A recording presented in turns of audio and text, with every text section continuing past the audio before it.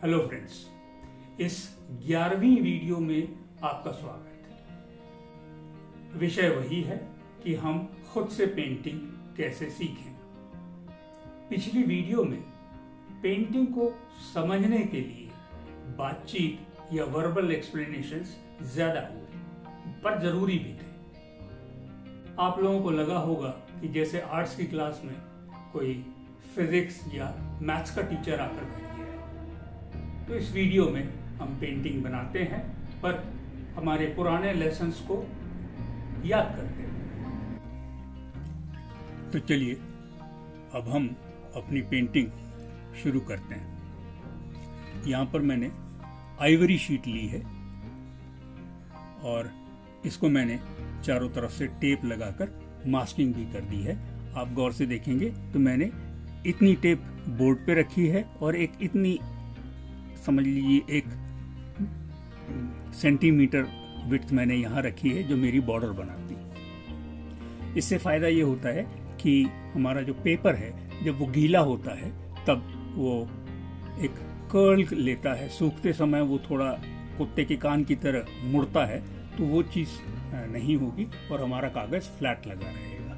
और दूसरा फायदा ये है कि इससे आपको जो आपकी पेंटिंग में अगर काम करते हुए ब्रश थोड़ा बाहर भी चला गया है, कलर बाहर भी चले गए हैं, तो जब पेंटिंग हो जाने के बाद आप ये टेप निकालेंगे तो आपकी जो बॉर्डर है वो बहुत नीट आएगी। तो ये 2 फायदे हैं इसके। इसके बाद ये देखें, ये मेरी पेंटिंग ट्रे मैंने तैयार कर रखी है। इसमें सब अलग अलग कलर्स हैं जो पहले शायद लिए हुए थे। ये सूख भी जाते हैं ट्रे में, इससे कोई फर्क नहीं पड़ता। इसके ऊपर हम ब्रश से काम शुरू करने के पहले 1-1, 2-2 ड्रॉप पानी डाल दें तो वो भीग के तैयार हो जाते हैं कि जब हम कलर मिक्स करने जाएं तो आसानी से मिक्स हो, ब्रश को हमको बहुत रगड़ना ना पड़े। उसके बाद ये जो ब्रशेस मैंने आपको बताए थे, ये सारे ब्रशेस हैं, पानी का मग है और बाकी चीज़ें रखी हुई हैं। ये मेरे जो फ्रेम है ये मेरे ईजल स्टैंड पे मैंने रखा हुआ है, पर मैं चाहूँ तो इसको बिना ईजल स्टैंड के ऐसे रख के भी पेंट कर सकता हूँ। चले अब हम अपना काम शुरू करते हैं। तो अब हम वो पुराने लेसन्स भी अपने ध्यान में लाते हैं कि हमने एक आड़ी फ्रेम ली है क्योंकि हम एक लैंडस्केप बनाने की कोशिश करेंगे। मैं अपने तरीके से जाऊंगा जहाँ पर मैं एक इमेजिनरी पेंटिंग बनाने की कोशिश करूंगा। इसमें मेरे सामने कोई सब्जेक्ट या फोटोग्राफ या रेफरेंस नहीं है, मैं अपने कलर्स को ही फैला के उस पर काम करूंगा। उसके बाद मैंने आपसे कहा था कि पेंटिंग इज सिस्टमैटिक। तो सिस्टम क्या है हमारा? सिस्टम ये है कि भाई जब भी हम बाहर देखते हैं तो ऊपर की तरफ आकाश है, फिर नीचे ज़मीन है, और जहाँ ज़मीन और आकाश मिलते हुए दिखते हैं वहाँ पर एक होराइजन लाइन हो जाती है। और ज़मीन के ऊपर जितनी भी चीज़ें हैं वही हमें होराइजन लाइन के ऊपर तक भी जाती हुई नज़र आती हैं, और उसमें डिपेंड करता है कि कौन सी चीज़ कितने पास है, कौन सी चीज़ कितने दूर है। तो अब मैं ज़्यादा बातचीत नहीं करता, हम पेंटिंग पे शुरू करते हैं। तो इस तरह मैंने अपना ब्रश लिया, पानी में थोड़ा डिप किया और पहले एक हल्का सा वॉश मैंने कागज़ के ऊपर लगाया। उसका रीज़न ये है कि कागज़ जो होता है वो बहुत क्रिस्पी होता है, बहुत सोकिंग होता है, और जब उसके ऊपर अगर हम डायरेक्टली कलर लगाएं तो कई बार वो कागज़ उसको पी लेता है और वहाँ पर एक पैची वो हो जाता है, उसको बाद में निकालना बहुत मुश्किल होता है। तो इसलिए पहले हम कागज़ को थोड़ा वेट कर लेते हैं, कागज़ का थर्स्ट ख़त्म हो जाए, तब हम उसके ऊपर अपने कलर्स अगर लगाएंगे तो वो बहुत अच्छे से बैठेंगे। अब मैंने यहाँ पर एक ब्लू यूज़ कर रहा हूँ आकाश के लिए, जिसको हम सेरिलियन ब्लू कहते हैं, और इसको पहले तो हम काफ़ी पतला ही रखते हैं, ज़्यादा बड़ा नहीं करते। तो चलिए मैं आकाश से शुरू करता हूँ, क्योंकि आकाश हमारी फ्रेम का सबसे लास्ट या सबसे ऊपर का कंपोनेंट है।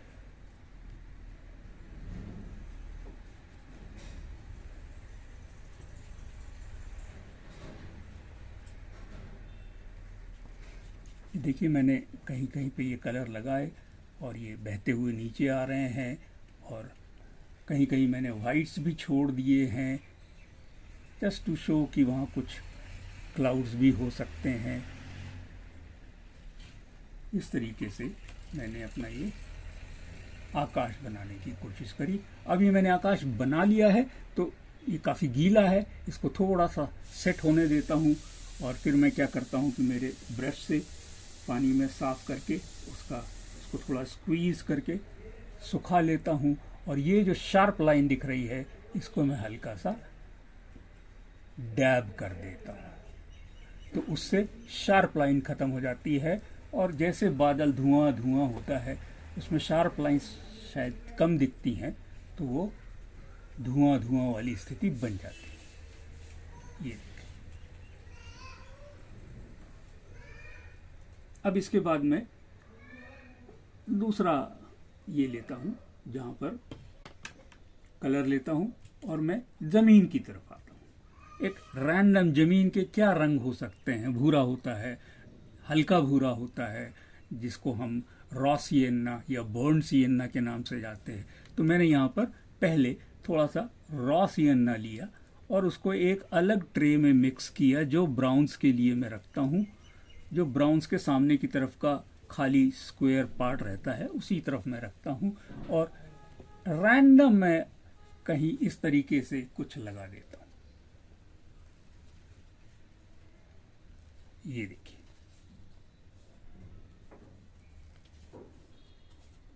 क्योंकि यहाँ पर मेरे सामने कोई स्केच नहीं है, कोई चीज़ ऐसी नहीं रखी हुई है जिसको मैं पेंसिल से पहले बना लूँ और फिर उनमें वो रंग भरूं। तो इसलिए मैंने ये एक तरीका अपनाया कि यहाँ पर आप देखें, बड़ी सोचने की चीज़ है। इसमें आपकी कल्पना शक्ति जो है वो बहुत तेज़ी से काम करती है। अब हम चीज़ों को कल्पना से कैसे देखते हैं? हम जनरली हमारी कल्पना में वही चीज़ें आएंगी जिनको हमने लाइफ में देखा हुआ है, जैसे ज़मीन है, पत्थर है, पहाड़ है, टीले हैं, घर हैं, आकाश है, पेड़ हैं, यही चीज़ें हमको नज़र आती हैं।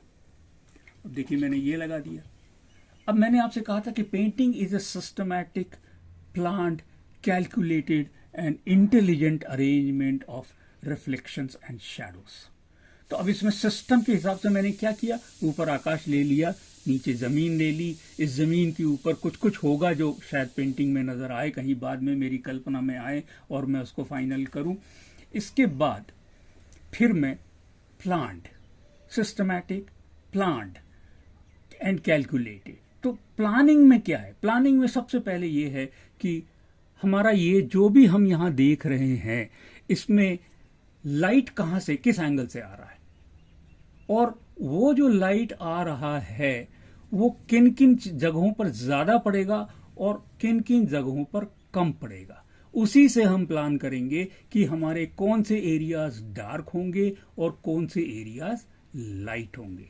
तो चलिए, मैं कहता हूं कि हमारा जो प्लानिंग है वो ये है कि हमारा लाइट इधर से कहीं से आ रहा है, इधर से, इस तरफ से आ रहा है। तो इधर सामने जो चीज़ें आएंगी वो लाइट होंगी और उसके अपोजिट जो चीज़ें होंगी वो कम डार्क या उससे ज़्यादा डार्क या और ज़्यादा डार्क होगी। वाटर कलर्स में आप हमेशा ये ध्यान रखें कि आपको लाइट से डार्क की तरफ जाना है। आप डार्क किए हुए पैच को या कलर को लाइट नहीं कर पाएंगे। उनको हम स्टेप बाय स्टेप अपने सोच के हिसाब से डार्क कर सकते हैं, डार्क को लाइट नहीं कर सकते। तो यहाँ पर मैंने इस बातचीत के दौरान मेरा ये जो पेपर है ये थोड़ा सूख भी गया है।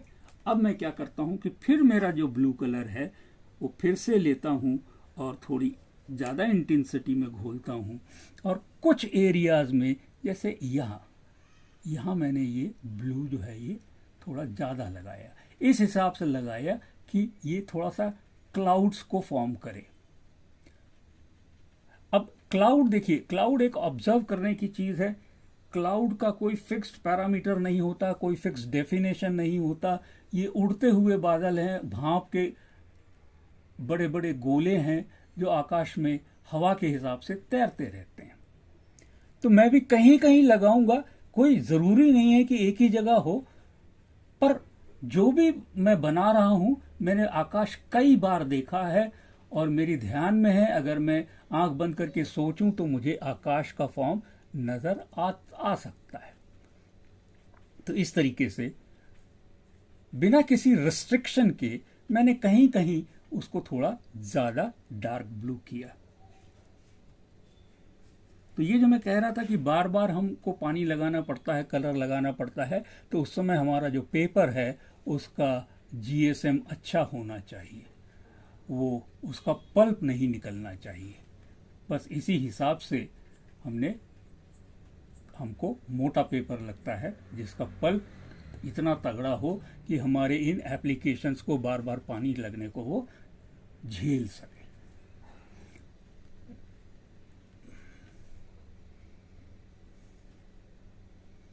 चलिए, अब यहां पर मैंने देखा कि एक क्लियर डिवीजन हो गया, ये मेरा आकाश चला गया।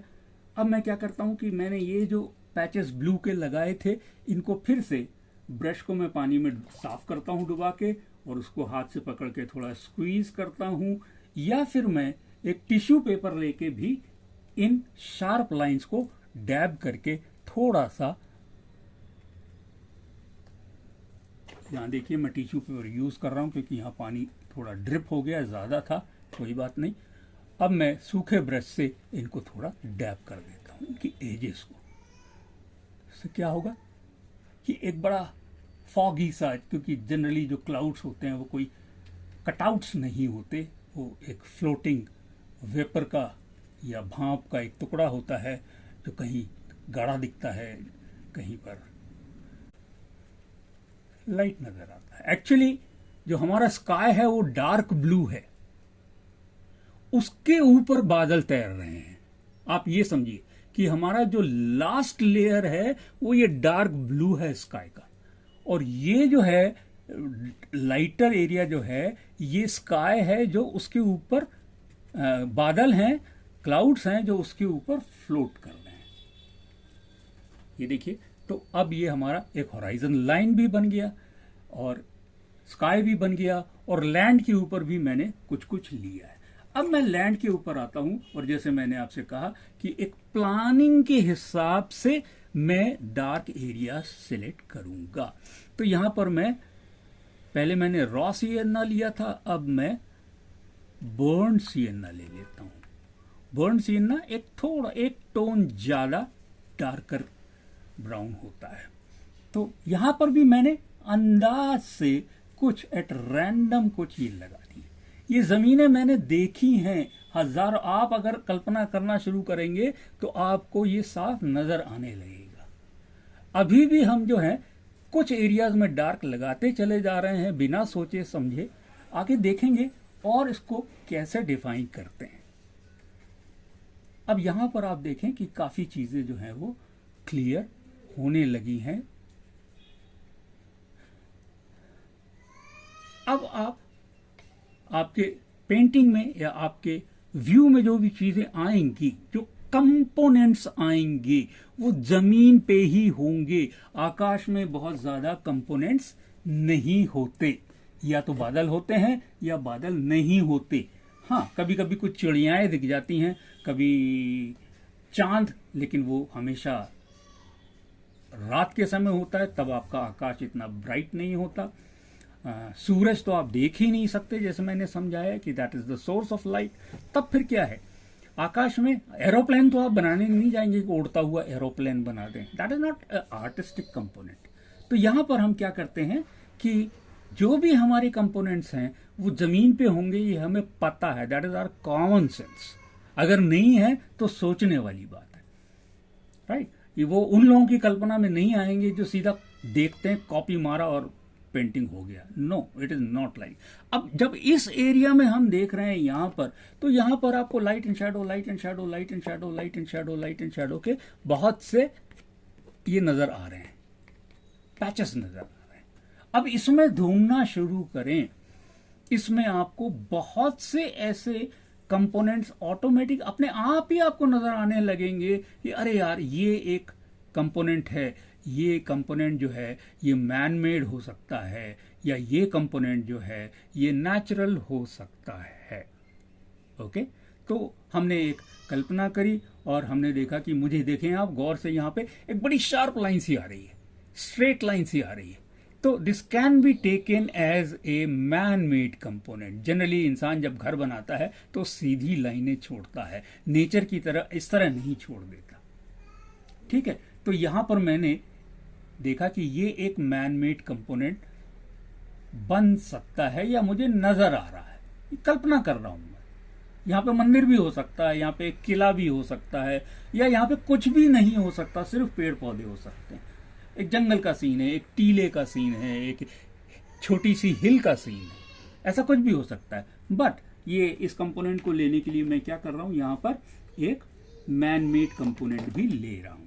तो यहां पर मैं क्या करता हूं कि मेरा ये जो फ्लैट ब्रश है, ये फ्लैट ब्रश छोटा है, ये इसको मैंने लिया और इसको मैंने थोड़ा सा यहां पर इस ब्राउन के साथ मैंने थोड़ा सा ब्लू ऐड कर लिया, तो एक डार्कर सा कुछ कलर बना। मैं क्या करूंगा कि मेरा ये जो घर दिख रहा है,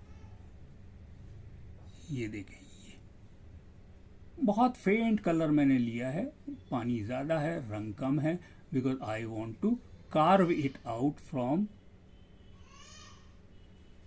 the foreground and the background. तो मैंने ये ले लिया, इसको लगा दिया और इसी छत को मैं थोड़ा सा हाथ को साध के सीधा धीरे से आगे बढ़ा देता हूं।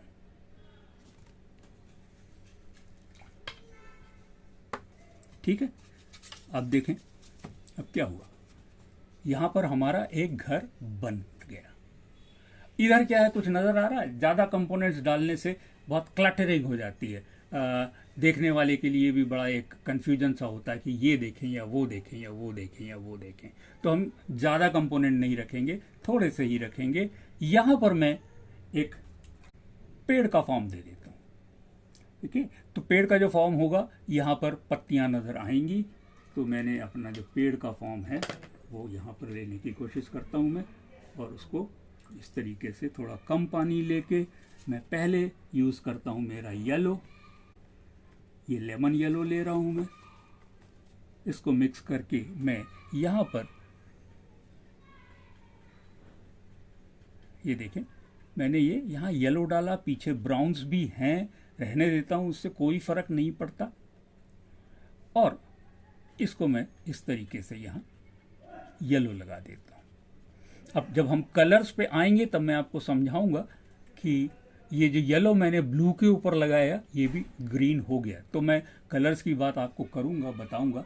और ये जो एरिया है मेरा, यहां भी मैं येलो लेता हूं, यहां पर भी मैं थोड़ा सा येलो ले लेता हूं, ये देखिए।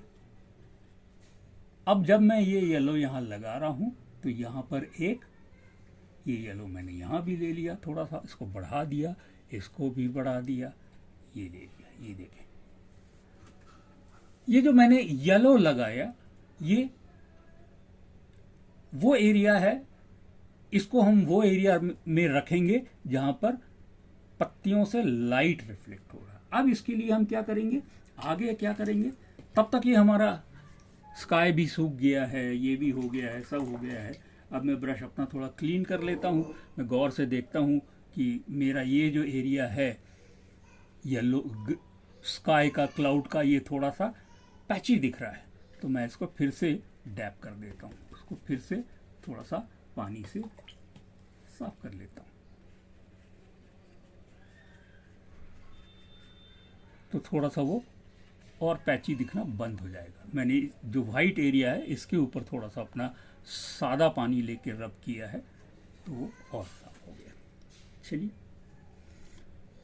अब मैंने ये जो ग्रीन लगाए थे ये भी हो गए, मैंने ये जो हट का लिया था ये भी हो गया है। अब मैं फिर अपना थोड़ा बारीक ब्रश लेता हूँ, ये चौखट वाला, और इससे मैं क्या करता हूँ, इसके ऊपर अब थोड़ा सा एडिशन और करता हूँ, एक और डार्क कोट लेता हूँ। तो यहां पर मैंने मेरा जो बर्न सिएन्ना लिया, बर्न सिएन्ना, और इस बर्न सिएन्ना के साथ मैंने फिर से थोड़ा ब्लू मिक्स किया। तो ब्लू से ये और थोड़ा डार्क हो गया, और बहुत सदे हुए हाथ से मैं इस एरिया में ये लगाता हूं।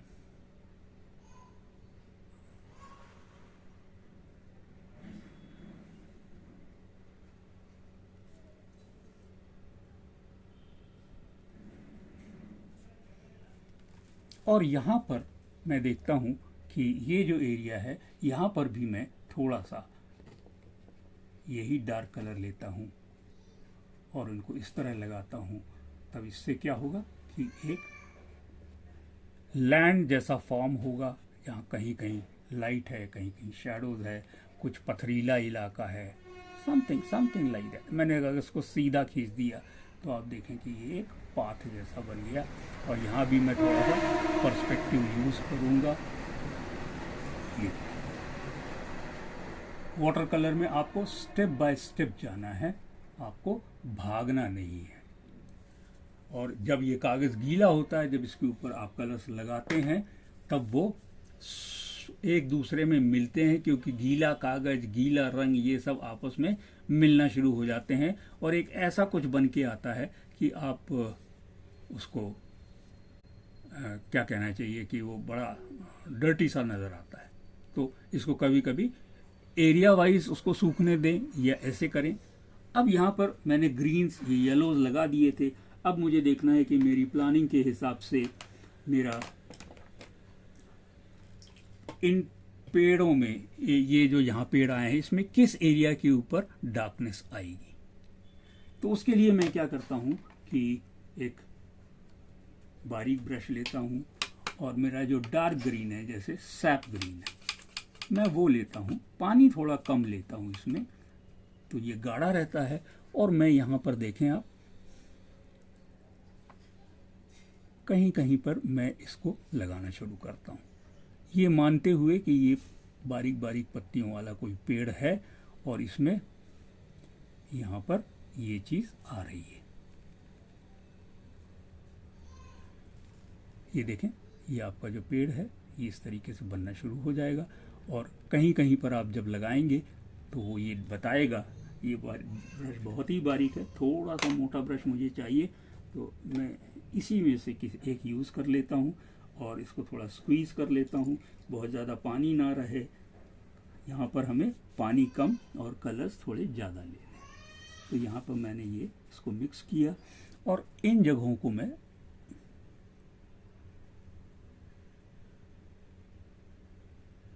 ये देखिए।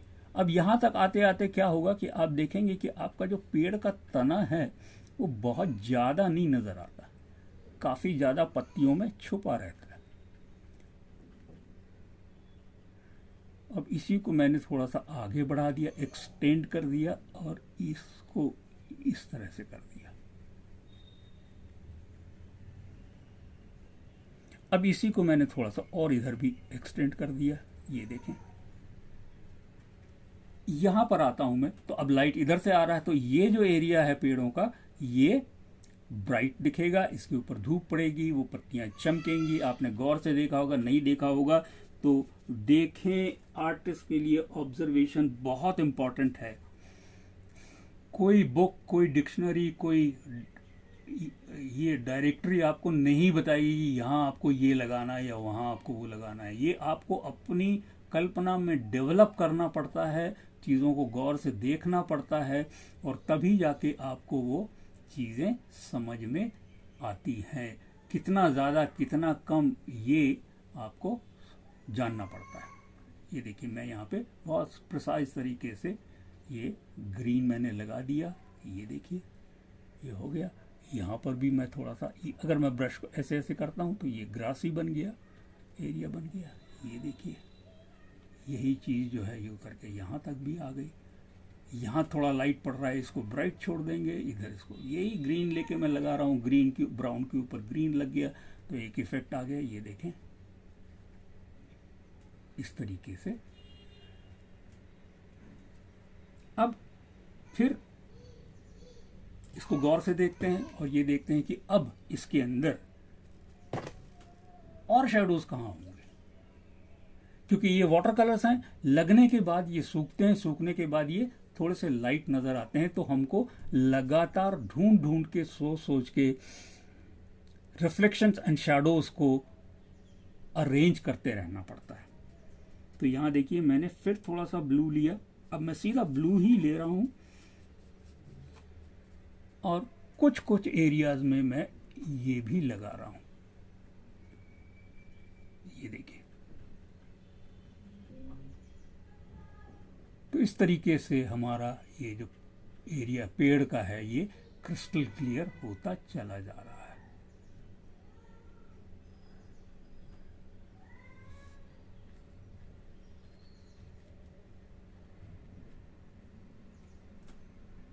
बहुत गाढ़े रंगों से अचानक काम मत शुरू करें। लाइट कलर्स को धीरे धीरे अपनी सोच और समझ के हिसाब से, अपनी कल्पना के हिसाब से डार्क करते चले जाएं। वही सबसे बेस्ट तरीका है। अगर आप सोचेंगे कि अचानक हम इसको डार्क और लाइट कर लें तो वो ठीक नहीं होगा। अब जैसे देखें आप यहाँ पर ये एक एरिया हमें नजर आ रहा है, या तो ये एक्सटेंडेड वॉल हो सकती है या ये घर यहीं खत्म हो जाए तब ये एरिया डार्क हो जाएगा। तो हम इसको एक्सटेंडेड वॉल में रख लेते हैं, उससे थोड़ी ब्यूटी बढ़ रही है ना। अब यहां पर हम क्या करते हैं, इसको थोड़ा सा और टिंट देते हैं। ये एरिया अब थोड़ा सूखने सा लगा है, तब हम क्या करते हैं, यहां पर एक रेड लेते हैं, दिस इज क्रिम्जन रेड, और इसमें फिर हम ब्लू मिलाते हैं तो ये थोड़ा सा वॉयलेट हो जाता है।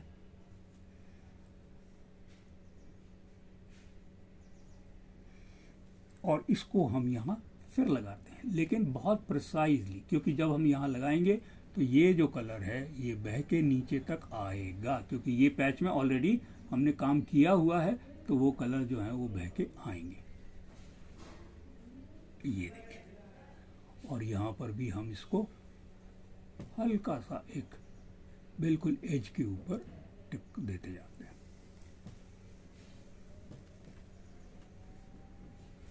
अब ये वॉयलेट जो है ये और भी जगह काम करेगा, जैसे यहाँ भी आ जाएगा, यहाँ भी यूज कर सकते हैं। अब क्या हुआ, ये बन क्या रहा है, ये बन रहा है एक ऐसा एरिया जो थोड़ा सा ऊबड़ खाबड़ है, लाइट एंड शैडो है।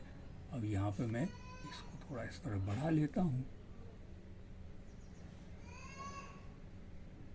और ये देखिए अगर मैंने ऐसा किया तो ये एक पर्सपेक्टिव बन गया। ये देखें,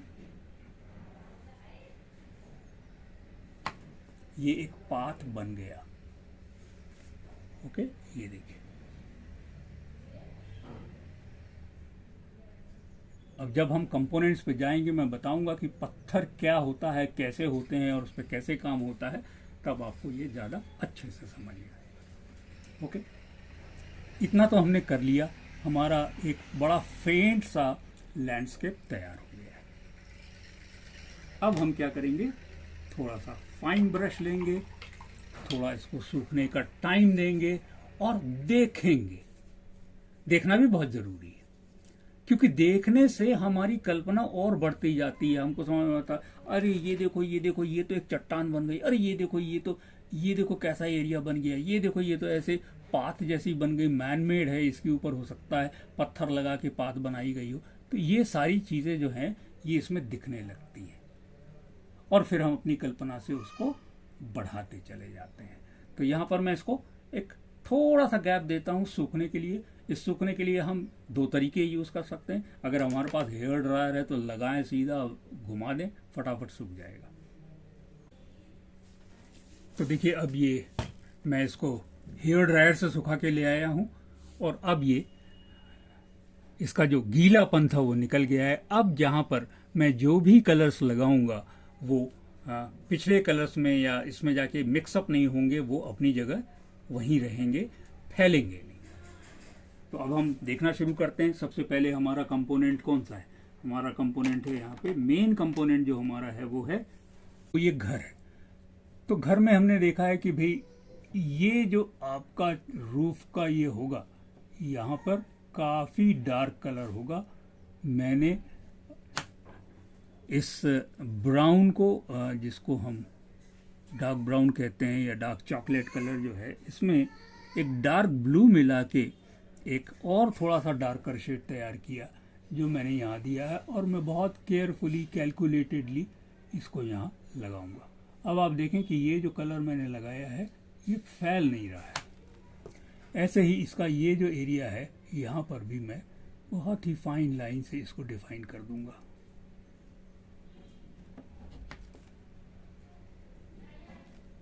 अब यहाँ पर इस कलर को मैं लगाऊंगा, लेकिन थोड़ा सा इस हिसाब से कि ये फैले, फैलाऊंगा रादर मैं। तो ये एक बड़ा ही क्लीन सा, ये देखिए आप, बीच में थोड़ी सी लाइन छोड़ दी थी मैंने, और इसको मैं अब थोड़ा पानी लगा के लाइटन करूंगा, ये कलर जो है ये बह के यहाँ आ जाए।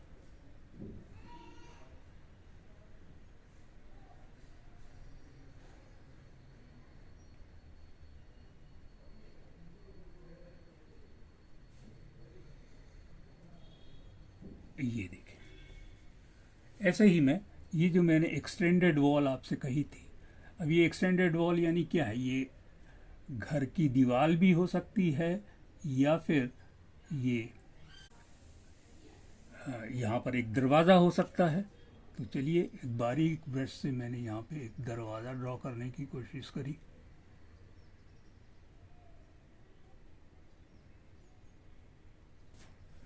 ओके, और ये जो एरिया है यहाँ आप देख रहे हैं, यहाँ पर भी हम इस डार्क कलर के साथ ही थोड़े से ट्री ट्रंक्स अगर बना दें, जो पत्तियों के बीच बीच में से हमको नजर आते हैं, ये देखें,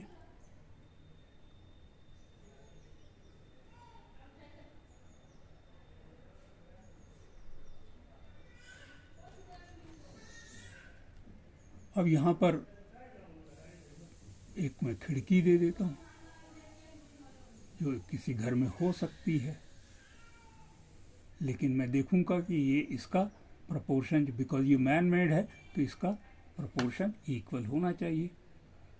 यहाँ पर काफ़ी शैडोज हो सकती हैं, ये देखिए।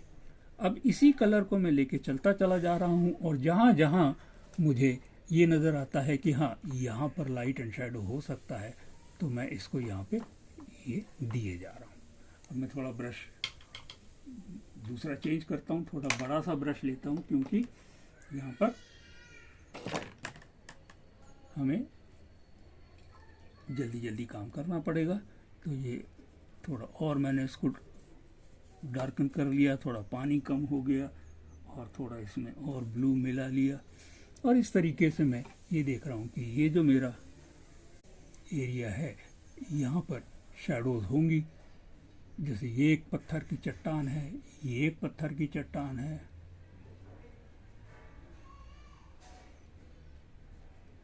ये एक पत्थर की चट्टान है। तो इस तरीके से हम अलग अलग तरीके से इसको डार्कन करते चले जाएंगे। तो लाइट और शैडो जो है ये हमारा बनता चला जाएगा, और जो हमारे कंपोनेंट्स जो हम बना रहे हैं वो और डिफाइन होते चले जाएंगे।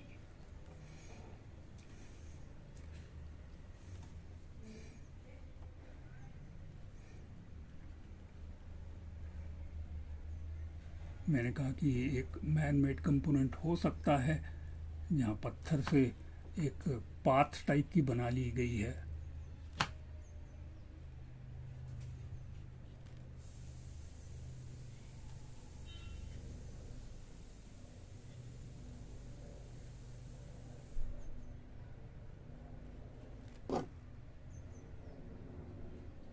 ये देखें आप, ये बनता चला जा रहा है। मैंने ब्रश कहीं भी टच किया है हल्का सा भी, तो वो जो डार्क कलर्स हैं वो लग जाएंगे वहाँ पर, बेतरतीब से लगेंगे, लेकिन नेचर भी कभी पूरे ऐसे बेतरतीब ही रहती है, टूटी फूटी चीज़ें होती हैं, ये सारी चीज़ें होती हैं वहाँ पर। ओके, ये देख लीजिए।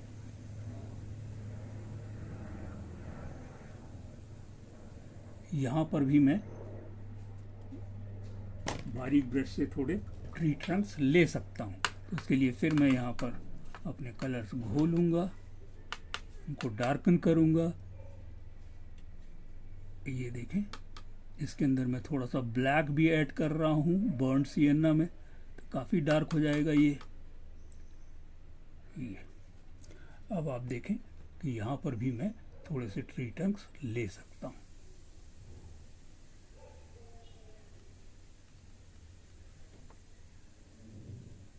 अब ट्री ट्रंक्स बनाना यानी ये भी एक ऑब्जर्वेशन की ही बात है। आप कितने ऑब्जर्वेंट हैं, आपने पेड़ों को कितने गौर से देखा है, कितना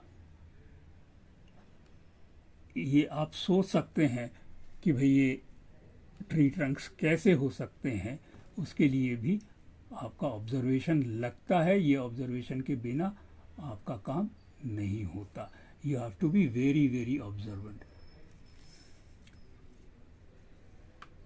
देखिए मैंने ये बनाया था दरवाज़ा घर का, अब सूखने के बाद वो थोड़ा सा लाइट हो गया है, तो मैं फिर देखूंगा कि अगर दरवाज़ा है तो उसके अंदर की तरफ को डार्कनेस होगी। ये दीवार थोड़ी सी क्लियर नज़र आएगी। यहाँ भी अब मैं एक डार्क कलर से थोड़ा एक खिड़की बना सकता हूँ। ये देखिए अब ये क्रिस्टल क्लियर होता चला जा रहा है। जहाँ जहाँ पर मैं डार्क अपना ये डालता जा रहा हूँ, वहाँ वहाँ पर आपके क्लैरिटी जो है कंपोनेंट्स की वो होती चली जाएगी। This is nothing but arranging dark and light patches in systematic plan manner.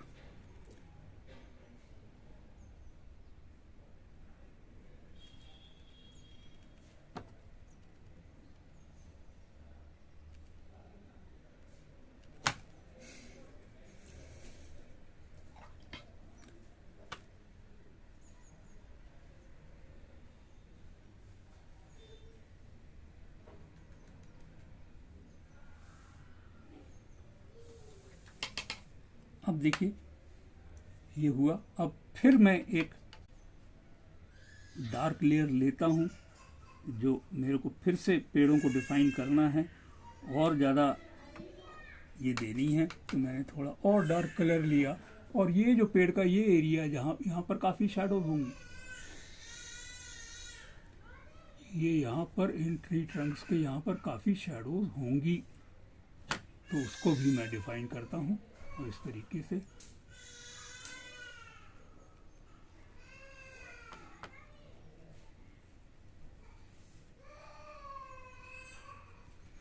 क्योंकि ये बहुत एरिया छोटा सा है इसलिए मैं ये ब्रश यूज कर रहा हूँ।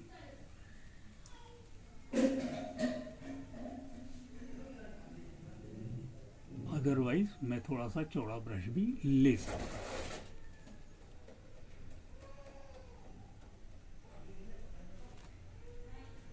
अब यहाँ भी आ जाए, यहाँ भी देखें, यहाँ भी हमें ज़रूरी है वो करना। तो इस तरीके से हम इसको डार्कन करते चले जाते हैं। यहाँ इस एरिया में काफ़ी डार्कनिंग होगी, ये एरिया काफ़ी शैडो में रहेगा क्योंकि लाइट इधर से आ रहा है। तो ये जो पेड़ है ये डेफिनेटली यहाँ पर काफ़ी शैडोज क्रिएट करेगा।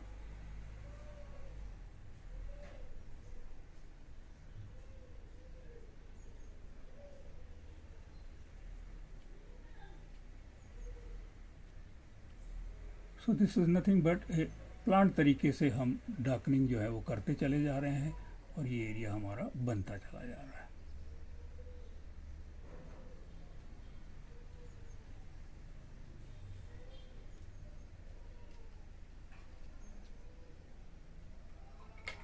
अब रह गया हमारा छत, रूफ और स्काई।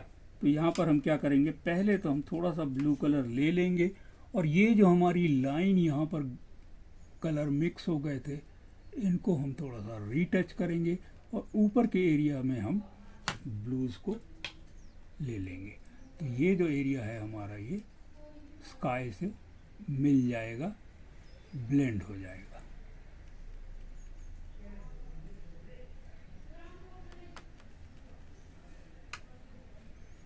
और हमारा जो रूफ है वो स्काई से अलग हट जाएगा।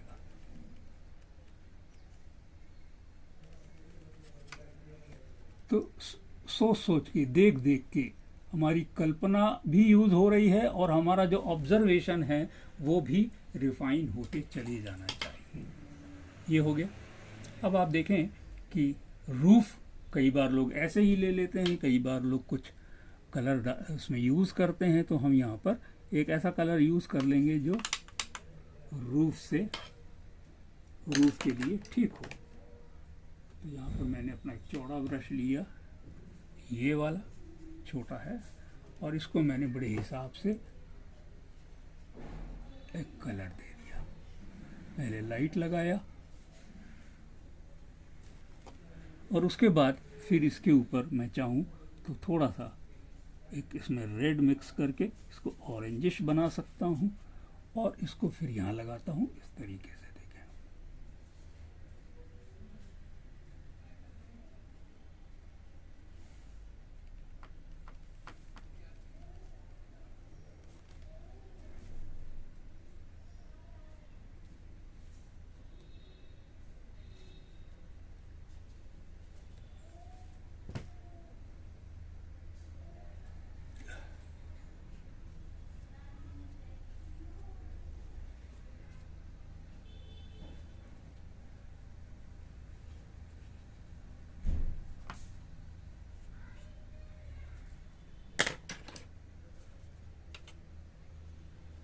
ये अगर मैन मेड है तो यहाँ पर मैन मेड के इफेक्ट हमको नज़र आएंगे। कुछ पत्थर लगाए हुए हैं, कुछ ये नज़र आएगा यहाँ पर, क्योंकि मैन मेड चीज़ों में आपको कैलकुलेशन, स्ट्रेट लाइन ये नज़र आती है।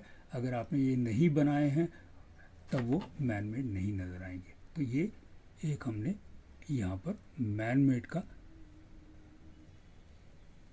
एंगल लिया इसमें।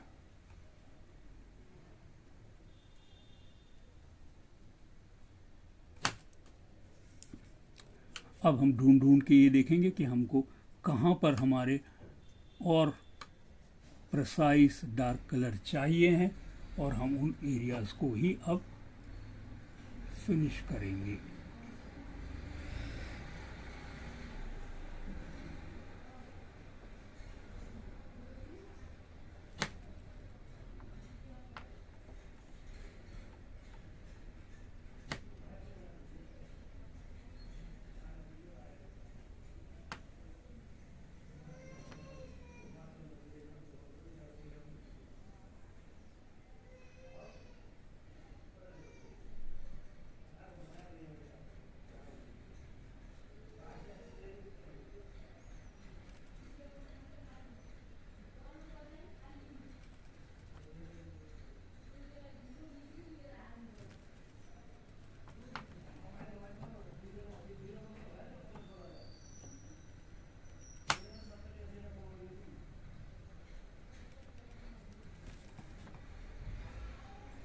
ये देखें, जहाँ यहाँ पर मुझे समझ में आ रहा है कि यहाँ पर लाइट नहीं आएगी, शैडोज होंगी, तो मैं उनको डार्क करता चला जा रहा हूँ। ये देखिए इस तरीके से।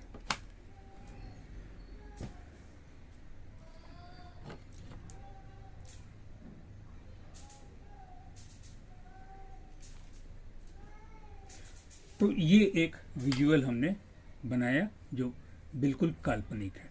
ये बनाने का मेरा बेसिक रीज़न ये था कि आप पिछले 10 वीडियोस में सुन सुन के बोर हो गए थे कि यार ये कुछ आगे करते नहीं है, सिर्फ बात ही बात करते रहते हैं, when we will come on painting. तो इसलिए इस एपिसोड में मैं आपको पेंटिंग में लेके आया हूँ। और यहाँ पर अब देखें आप, तो ये जितनी चीज़ें हैं, आकाश, बादल, पेड़, ज़मीन, मैन मेड, नेचुरल, ये सारे कंपोनेंट्स ही हैं, और इन सब चीज़ों को ही की अरेंजमेंट को ही हम एक कॉम्पोजिशन कहते हैं।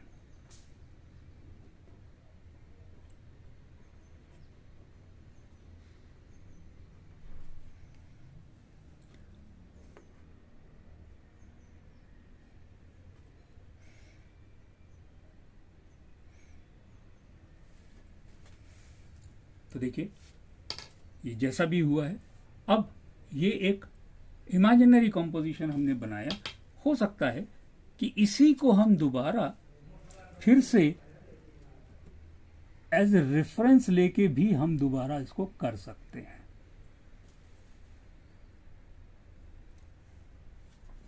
ऐसे देखने जाएंगे तो इसमें इतना कुछ बाकी है अभी करने को कि ढूंढ के हम करते जा सकते हैं। लेकिन जो भी हम कर रहे हैं उसमें ये हमेशा ध्यान रखें कि इट शुड लुक नेचुरल। तो उसके लिए, उसको नेचुरल देखने के लिए, दिखाने के लिए हमको नेचर का बहुत अच्छा ऑब्जर्वेशन होना चाहिए। कोई बहुत कठिन काम नहीं है, चलते चलाते भी हम नेचर को ऑब्जर्व कर सकते हैं या फोटोग्राफ्स में भी देख सकते हैं। तो चलिए इस वीडियो को मैं यही बंद करता हूं, काफी लंबा हो गया। अब देखिए, टेप निकालने के बाद, ये पेंटिंग सूख गई है, टेप निकालने के बाद